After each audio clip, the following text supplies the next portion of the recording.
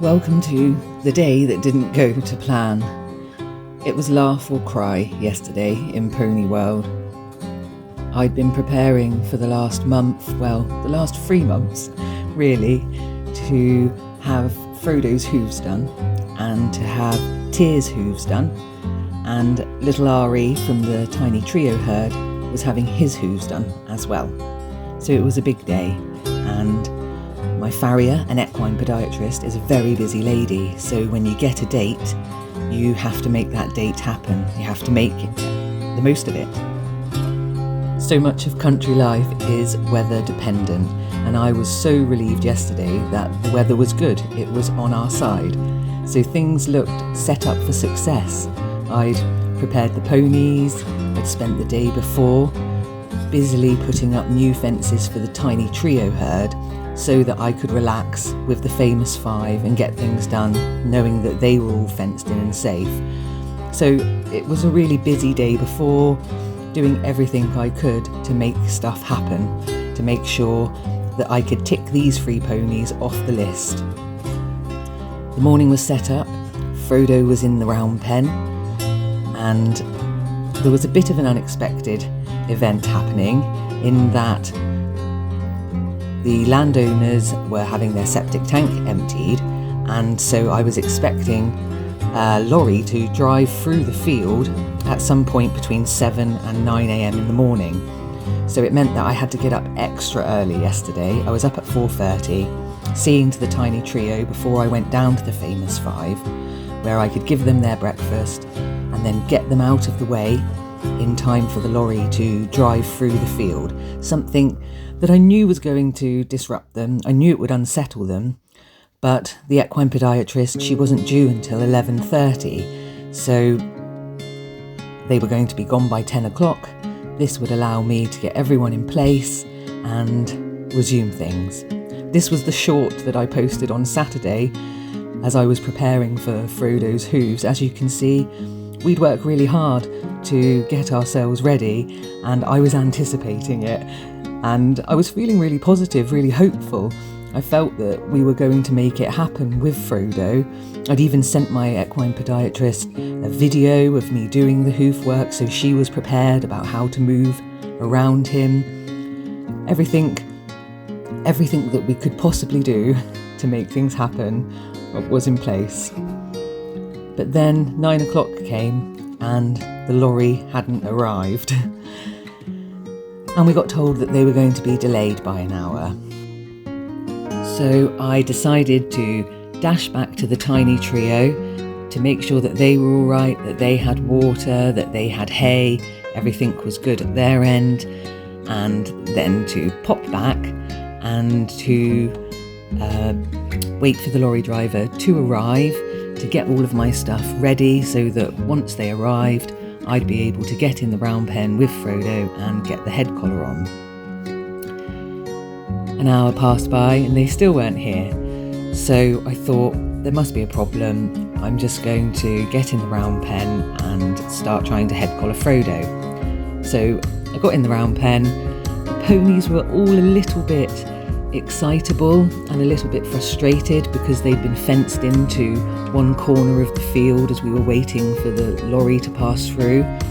So everyone was a bit agitated, but I was getting there with Frodo. We were going through our process, and just as I was about to get the head collar on him, the lorry arrived at about 11:15. So I had to stop trying to head collar Frodo, and at this point my equine podiatrist arrived as well. So the lorry started passing through the field. The ponies were very suspicious of this. They were flighty, they were energised by the whole event, and there was no way that I was going to get the head collar on Frodo, and it would have been unfair to have really tried.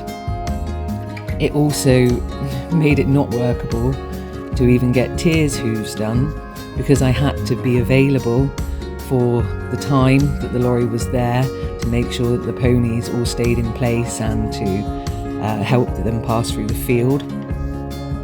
I also couldn't leave to go and do Ari's hooves because of the lorry being in the field. So plans had to be abandoned. I had to admit defeat. I spoke with my farrier for a while. We tried to think of a way around things, but it was just impossible. And by this point, the ponies were really frustrated. It was about 12 o'clock and they'd been cooped up in this corner area, which was quite unusual for them since 6 o'clock in the morning. So it was pretty soul destroying. I was really hoping that I would have got through yesterday and have worked hard, but I would have been relieved because Frodo would have finally have had his hooves done. Tyr and Ari would have had their hooves done. They would be up to date, and that would be 3 ponies I could tick off as I was going into autumn and winter, leaving me to concentrate on Runa, who you see here, Mouse and Bodhi from the tiny trio herd, and also Loki and Odin. They're used to having their hooves done, and they're not a problem. But instead, I've got all of them still to do, and the funny thing is that the lorry couldn't even get all the way through to the septic tank, and so they had to leave, and the septic tank wasn't emptied. So lots of things didn't go to plan yesterday, and it was a pretty defeating feeling. And waking up this morning, I expected to feel tired after the busy time that I'd had, but relieved. And instead, I've got it all to do. And that's what happens sometimes in country life, in pony life. Unexpected things do happen. And sometimes it's not things that you can control. I did everything I possibly could. The ponies, they did everything they possibly could. But sometimes things just come completely out of left field and they hijack your day, they hijack the situation, and you just have to let it go. I wanted to either laugh or cry, and I nearly had a few tears, but opted for giggles instead. And this was me spending time with the ponies later in the day, after all of the commotion had passed.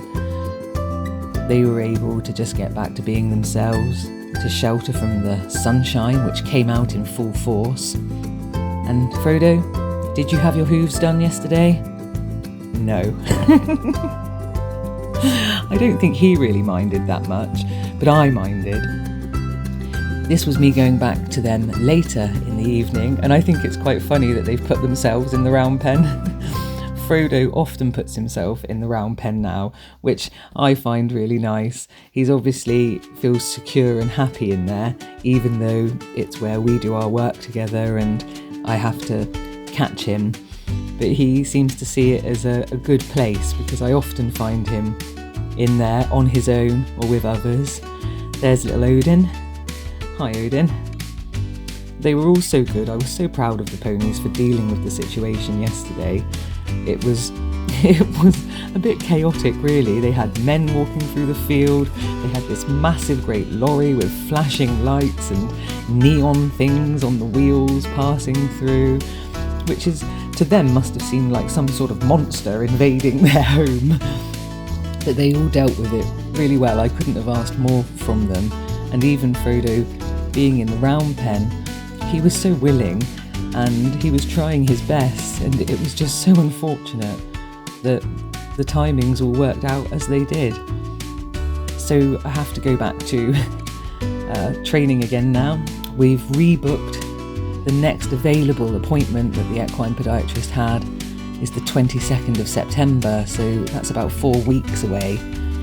And I'm going to try and get the 3 ponies that were due yesterday done, and possibly some more as well, because now the weather is changing, the storm's coming in, it's going to be wet. Winter is soon going to be upon us, and so that makes things more complicated in terms of arranging for them to have their hooves done, because they all live outside. They have got shelters, but it is hard to do some of their hooves inside because they're all inexperienced. They're all still learning, so even the ponies that I say are good with having their hooves done, Odin, Loki, Tyr and Ari, they're all still young.